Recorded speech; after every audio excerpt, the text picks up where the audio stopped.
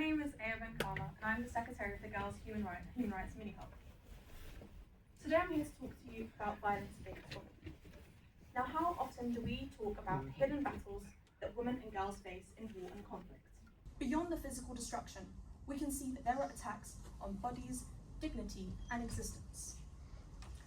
We can see that girls have a higher threshold and risk of sexual violence, exploitation, and disrupted education, which jeopardizes their potential futures. We need to recognize that these girls can be agents of change, not just victims. We need to aim and advocate for rights and the protection of these girls in the climate war and beyond. Now, before I delve into any of these issues, as well as our international legal instruments, I want to talk to you through the tragic story and death of Hind Rajab. Hind Rajab was a 6-year-old Palestinian girl that was killed in January 2024. As her family tried to leave Gaza City, their car got attacked by a firebomb. Only Hind and her cousin had survived initially. Layand Hamada, her cousin, had a desperate call to the Palestinian Red Crescent Society. However, she too was shot dead, leaving little Hind all alone. Hind was pleading for hours on the phone call, but afterwards it was too late. 12 days later, they found the bodies, the car, and the medics that were on their way, all burned. I want you to understand that Hind is not just a statistic. She is a symbol for all children that are in war, and her legacy lives on. We can see that there are many films that have been made about the Palestinian war, as well as her case. And the Hind Rajab Foundation has also pursued to the ICC courts to see and pursue that justice is upheld. I need you to understand that every statistic is a child with dreams. So let's not just see them as numbers. Now I move on to the international protections for women.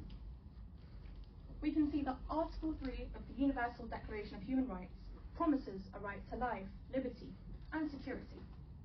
We can see the CEDAW, which is specifically for women, defines and requires the elimination of discrimination, and specifically Article 12 ensures healthcare access, including family planning. Now, if you're asking what happens in the regional areas, we can see that regional courts are also enforced to increase the layer of accountability.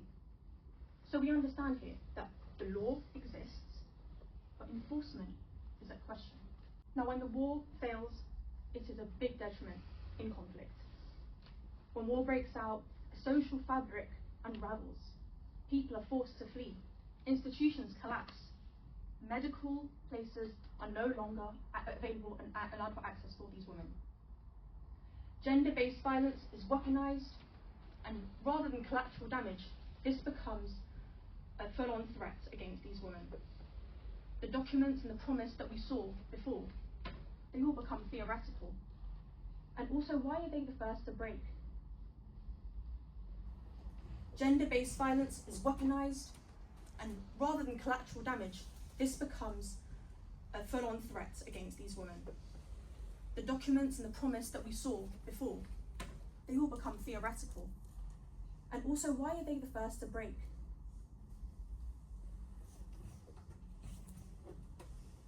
Now, defining these weapons as tactics of terror, we can see that not just bombs and bullets can be weapons. Sexual violence in itself is a calculated tactic. The reproductive harm issue, where forced pregnancy, denial of care, the attacks and imminent threat on clinics. This is gender-based violence, and it has its long-term consequences. Looking more closely at female infanticide, this is the deliberate killing of young female babies. This is an attack not just on their dignity and their mothers, but an attack on future generations, whose lives were cut so short. And these acts, most importantly, are illegal, but preventable. Now I'd like you to look at the more global picture. We can see that in Gaza, over 100 newborns were killed. Specifically, 710 infants were named in the UN reports, and they were all killed and under 1 year old. The rising conflicts related to sexual violence worldwide has led many places, such as mass detentions of Palestinian women and children who have been forced in these harsh conditions and subject to sexual violence. And did you know it has been the highest number of global conflicts since World War II where sexual violence has been used as a weapon? Now, looking more closely into Sudan, we can see the Rapid Support Forces, which is a militia, has been using rape as a tactic of war since 2023. There have been survivors as young as 7 years old. Can you believe that? 7 years of age. These are not only violations of the international agreements that we have all looked at, but also a violation of their childhood. So who is enforcing this responsibility?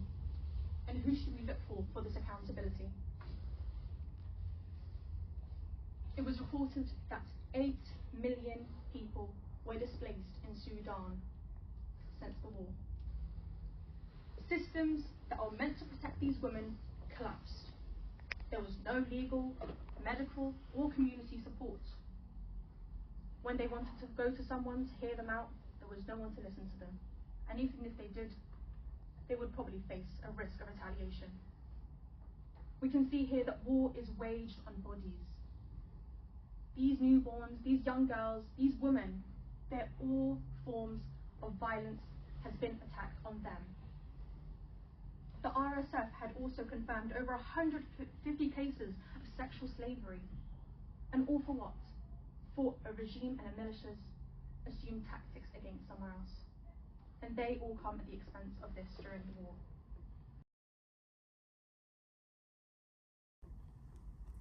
The reproductive rights we can see in Gaza. 600,000 who are menstruating, 10 million pads that should be supplied to them. Yes, 75% of the menstrual needs in sanitary pads are unmet. We can see that the dirty rags and the sponges that they use, this is a clear violation of their dignity as well as their human rights. The women who are forced to do C-sections without anesthesia, due to the lack of any sort of hospital or local healthcare that can allow them and also have access to actually seek that healthcare, is unavailable.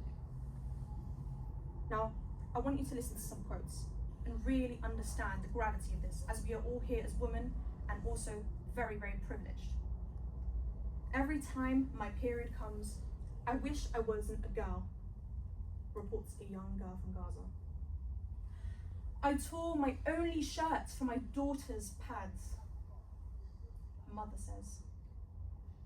We can see here that a young Gazan girl having her first period in the war is clearly entailed shame, trauma, and full-on and full-on systemic failure is clear. So where is the accountability? And who should we seek this accountability from? Now, from all of this, I've understood that there is a common thread, the de-evaluation of female life. We can see here that the link between war and harmful practices such as FGM, child marriages, and all of the basic human rights needs that these women need are just completely not there. Female lives are seen as expendable to all these patriarchal norms, almost seen as second-class citizens. And lastly, 1.4 million girls that go missing yearly due to sex selection in countries such as India and Pakistan is clear to show that women are always the collateral. So in this global crisis, we need to challenge the systemic devaluation of women. And lastly, the compounding harms and the justice gap is inevitable here. We can see that the broken laws, which are seen through them, other parties attacking on purpose the healthcare systems, causing them more pain and suffering. Even recently, the post-ceasefire agreement. Did you know 2 children are still killed every single day since the ceasefire agreement? It goes to show, why are the international human rights mechanisms not working? And this paired with the shattered health systems and the lack of impunity as well.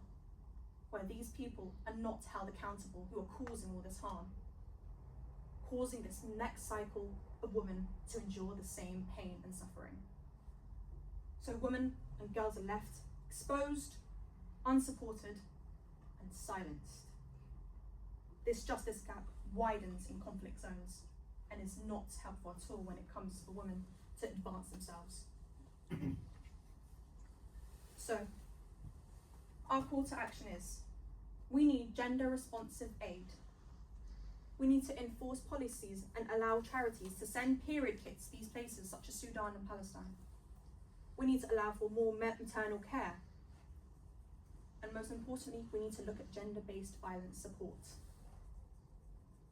Secondly, we need to look at accountability. We need to document and understand and support the international human rights mechanisms that we have in place and push for accountability and push for regional systems to actually enforce these codified promises that these women cling onto. And lastly, we need to shift the narrative. We need to educate. We need to understand that these girls are not collateral. They are central and they could be part of the solution. So I leave you with this. War is not gender neutral. There are attacks on dignity, safety, and life. And these all impact women and girls at an extraordinary amount. This is not only an attack on their human rights, but a moral failure. So there I ask you, use your power, use your voice, advocate, look at justice mechanisms, go join your grassroots organisations, and try to enforce these justice efforts to try and pursue support for these women and girls.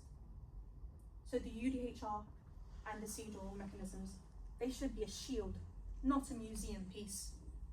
So let us mend the broken promise, make the law live, and rise up in her honour. Thank you.